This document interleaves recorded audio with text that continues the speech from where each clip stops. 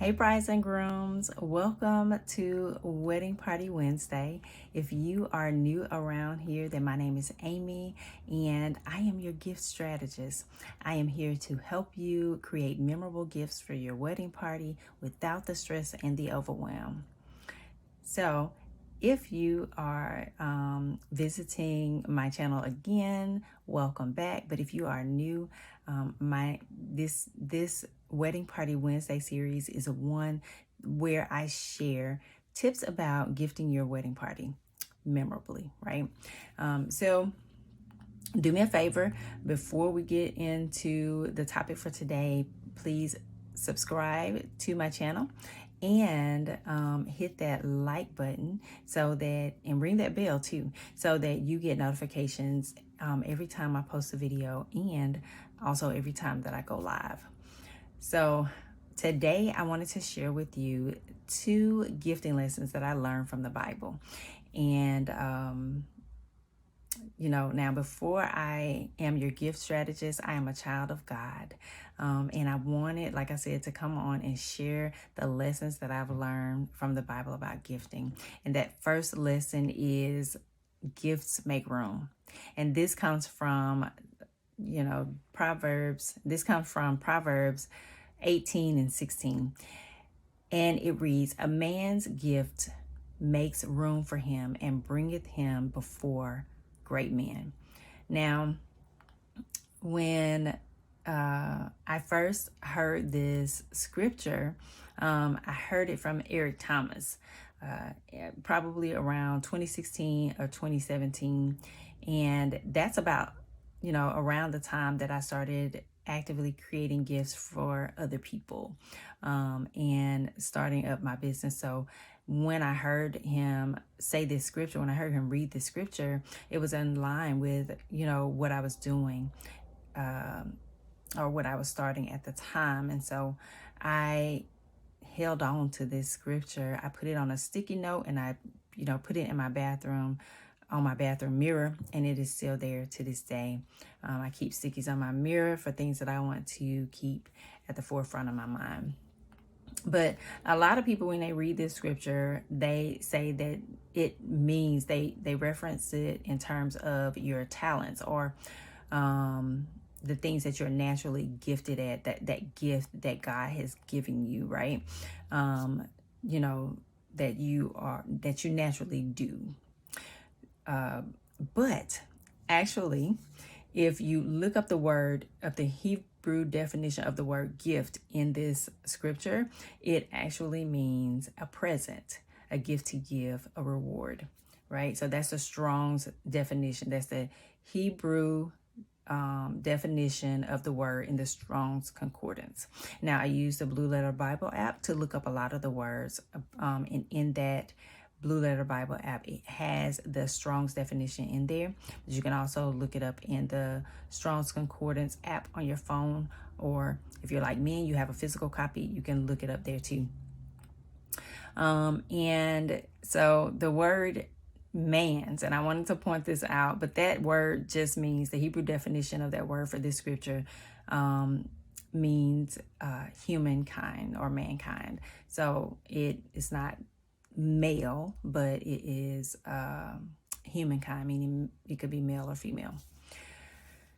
So, but from that scripture, I got that the gifts that you give make room for you.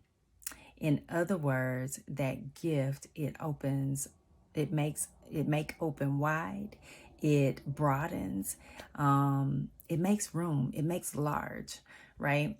And again, that what I'm saying now is the Hebrew definition for the word for the phrase make room.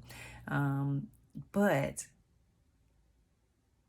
the gifts that you give, they make room. And in other words,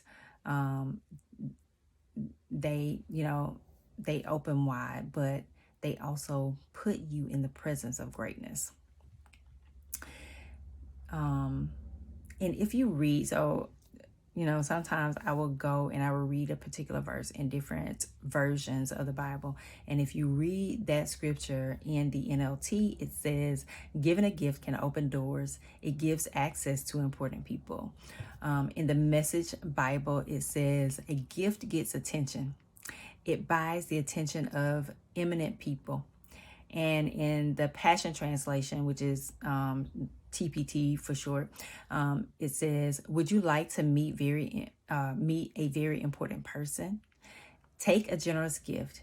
It will do wonders to gain entrance into his presence, right? So we should give gifts, or the gifts that we give, so the gifts that we give, they make room. And so that is one of the reasons, this scripture is one of the reasons why I really believe that your gifts should be intentional. Your gifts that you give your wedding party, they should be intentional, they should be memorable, and they should create an experience, right?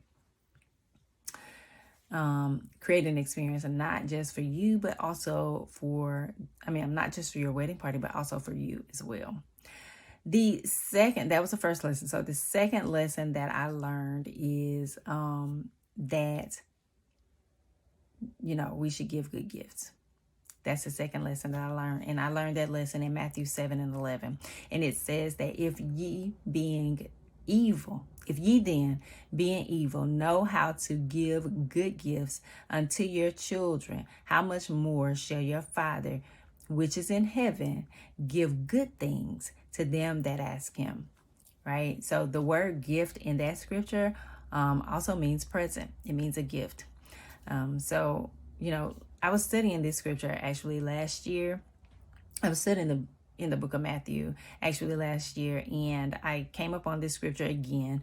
I probably this particular scripture, when I came up on it, it was highlighted to me. And I've heard this scripture and read it like 1,000 times. I've heard preachers preach about this scripture as a topic of their sermons. But for whatever reason, this day that I came upon this scripture, it came to mind that I should look up the words. And of course, I looked up the word gift. That was the first word that I looked up. But I also looked up the word good and the phrase good things, because in the scripture it says, if ye being evil know how to give good gifts. If ye being evil know how to give good gifts, and it also says how much more shall your Father which is in heaven give good things. So I looked up the word good and the word good things, and both mean benefit and well. So the gifts that we give, I took away from this scripture that the gifts that we should give, they should be a benefit. I took away that they should be useful, they should be good, they should be pleasant, the gifts should be agreeable, the gifts should be the gifts should be joyful, they should be happy, the gifts should be excellent, and the gifts should be distinguished. The gifts should be upright and honorable. And so I also looked up the word excellent.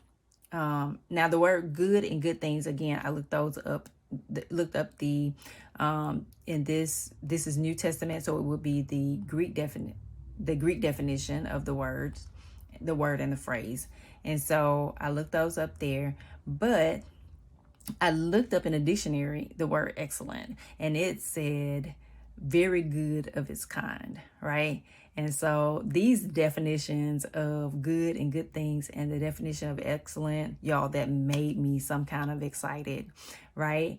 The word excellent being very good of its kind, like, don't you think that the gifts we give should be very good of its kind? I think so, right?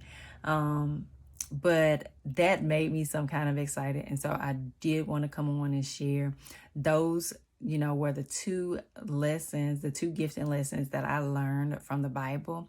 And so I would just encourage you to go and read and study the scripture that I shared for yourself. Don't take my word for it.